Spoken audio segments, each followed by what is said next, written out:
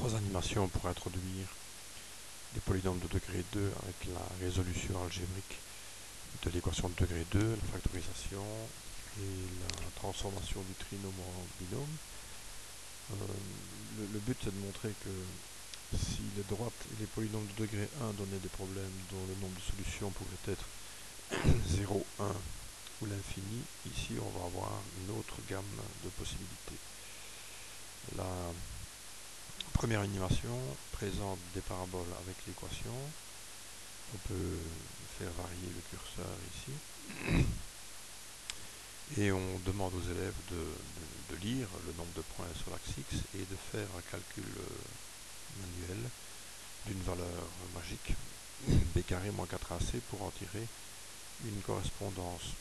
Lorsqu'on fait varier les possibilités, on obtient successivement des cas où il y a une, deux ou zéro solution, et à nouveau une, 0, 2, on mélange un peu, et le delta associé prend des valeurs qui au final doivent permettre aux élèves de sortir une proposition générale qui sera valable dans tout chapitre. La proposition, c'est que le signe de delta va entraîner des conséquences pour le nombre de racines. De même, on présente en activité des situations géométriques dans lesquelles on va faire apparaître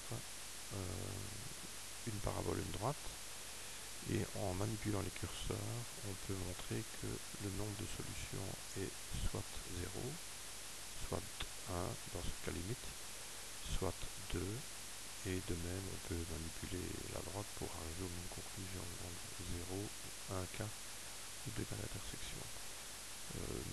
Problème semblable, s'il s'agit d'une droite avec un cercle, on a toujours deux solutions, une solution dans le cas limite et zéro solution dans ce cas-ci en jouant sur le rayon du cercle ou sur la position de la droite. On peut retrouver le cas tangent, les cas avec 0 et deux solutions.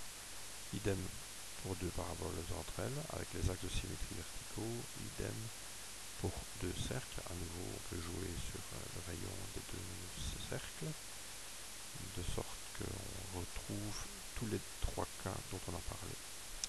Et enfin, une parabole et un cercle est un cas particulier, puisque Louis pourra donner jusqu'à 4 solutions. Il faut pour ça manipuler voilà, il faut pouvoir déplacer le cercle à un autre endroit.